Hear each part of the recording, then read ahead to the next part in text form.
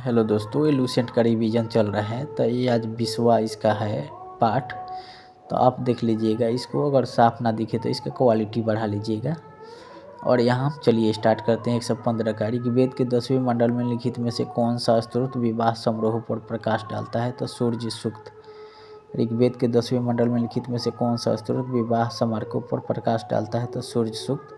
यहाँ पे 116 में लिखित में से किस ग्रंथ को सतसहस्त्री संहिता के नाम से भी जाना जाता है? महाभारत को। लिखित में से किस ग्रंथ को सतसहस्त्री संहिता के नाम से भी जाना जाता है? महाभारत को। यहाँ पे देख लीजिएगा, लिखित में से चरवाक दर्शन की शाखाएँ कौन सी है? तो यहाँ पे 1-3 है, इसमें 1-3 धूर्त और सुशिक्षित। तो लिखित में से चरवाक दर्शन की शाखाएँ कौन सी है? तो धूर्त और सुशिक्षित, याद मार लीजिएगा 1-3। उसके बाद यहाँ भगवत गीता मूलतः महाभारत के किस पर्व का हिस्सा है? तो भीष्म पर्व का है। भगवत गीता मूलतः महाभारत के किस पर्व का हिस्सा है? तो भीष्म पर्व का है। उसके बाद यहाँ पे चलिएगा, यहाँ पे मिलान करना है। गंधार जो है तक्षशिला में है, सुरसेन मथुरा में है, वत्स कौशाम्बी में है और कौशल श्रीवास्ती में है। तो ऐसे करके याद कर लीजिएगा रिलेटेड। गंधार जो है तक्षशिला में है, सुरसेन मथुरा में है, वत्स वैशाली में है, वत्स कौशाम्बी में है, वत्स कौशाम्बी में है, कौशल श्रीवास्ती में है। तो वत्स कौशाम्बी में है, कौशल श्रीवास्ती में है। तो गंधार तक्षशिला, सुरसेन मथुरा, वत्स कौशाम्बी और कौशल श्रीवास्ती, यहाँ पे याद कर लीजिएगा। हर्यक वंश के किस शासक को कुनिक कहा जाता था? तो अजातशत्रु को कहा जाता था। हर्यक वंश के किस शासक को कुनिक कहा जाता था? तो अजातशत्रु को कहा जाता था।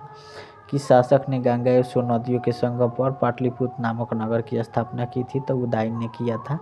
किस शासक ने गंगा एवं सोन नदियों के संगम पर पाटलिपुत्र नामक नगर की स्थापना किया था? तो उदयन ने किया था। शिशुनाग वंश का वह कौन सा शासक था जिसके समय में वैशाली में द्वितीय बौद्ध संगीत का आयोजन किया गया? उसे काकवर्ण के नाम से भी जाना जाता है, कालाशुक को जाना जाता है। 323 ईसा पूर्व में सिकंदर महान की मृत्यु कहाँ हुई थी? तब बेबीलोन में हुआ था। यहाँ पे देख लीजिएगा, सिकंदर महान पुरुष पुरु के सेनाओं ने निम्नलिखित में से किस नदी की आमने सामने वाले तत्वों पर पड़ाव डाला हुआ था? तो झेलम पर। सिकंदर महान एवं पुरुष की सेनाओं ने लिखित में से किस नदी के आमने सामने वाले तत्वों पर पड़ाव डाला हुआ था? तो झेलम पर। किस प्रकार का मृत्यु भांड पटरी भारत में द्वितीय नगरीकरण शहरीकरण के लिए प्रेम का प्रतीक माना गया? तो उत्तरी काले पालिष्कृत बर्तन को। किस प्रकार का मृदु भांड पटरी भारत में द्वितीय नगरीकरण शहरीकरण के प्रेम का प्रतीक माना गया? तो उत्तरी काले पालिष्कृत बर्तन को। पाली ग्रंथों में गांव के मुखिया को भोजक कहा जाता था या ग्राम भोजक कहा जाता था। उसके बाद यहाँ पे देख लीजिएगा, उज्जैन का प्राचीन नाम है तो अवंतिका है। उज्जैन का प्राचीनतम नाम अवंतिका है। नंद वंश का संस्थापक कौन था? महापद्म नंद था। यहाँ ग्रीक यूनानी लेखकों द्वारा किसे अग्रमीज जेंद्रमीज कहा गया? तो घनानंद को। ग्रीक यूनानी लेखकों द्वारा किसे अग्रमीज जेंद्रमीज कहा गया? तो घनानंद को कहा गया। उसके बाद प्राचीन भारत में पहला विदेशी आक्रमण किनके द्वारा किया गया था? ईरानियों द्वारा किया गया था। प्राचीन भारत में पहला विदेशी आक्रमण ईरानियों द्वारा किया गया था। उसके बाद प्राचीन भारत में दूसरा विदेशी आक्रमण या पहला यूरोपीय आक्रमण किनके द्वारा किया गया था? तो यूनानियों ही द्वारा किया गया था। प्राचीन भारत में दूसरा विदेशी आक्रमण या पहला यूरोपीय आक्रमण यूनानियों द्वारा किया गया था। प्राचीन भारत में पहला विदेशी आक्रमण यूनानियों द्वारा किया गया था।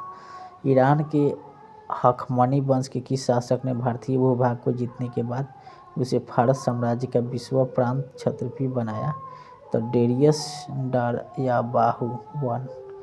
ईरान के हखमनी वंश के किस शासक ने भारतीय भूभाग को जीतने के बाद उसे फारस साम्राज्य का विश्व प्रांत क्षत्रपी बनाया? तो डेरियस डारयाबाहु वन।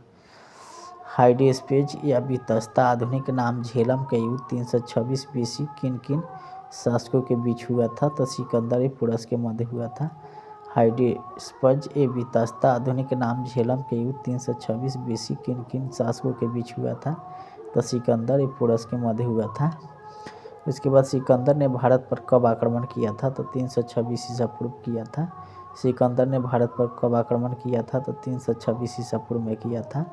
यहाँ बिंबिसार हर्यक वंश था, कालाशोक शिशुनाग वंश था, महापद्मनंद नंद था, बिंदुसार मौर्य था। तब बिंबिसार हर्यक वंश था, कालाशोक शिशुनाग वंश था, महापद्मनंद नंद था, बिंदुसार मौर्य था। तो इस टाइप से आप याद कर लीजिएगा। बिंबिसार का हर्यक वंश, कालाशोक का शिशुनाग वंश, महापद्मनंद के मौर्य वंश और बिंदुसार के नंद वंश। तो ये कंप्लीट हो गया। आप रिवीजन करके दोबारा देख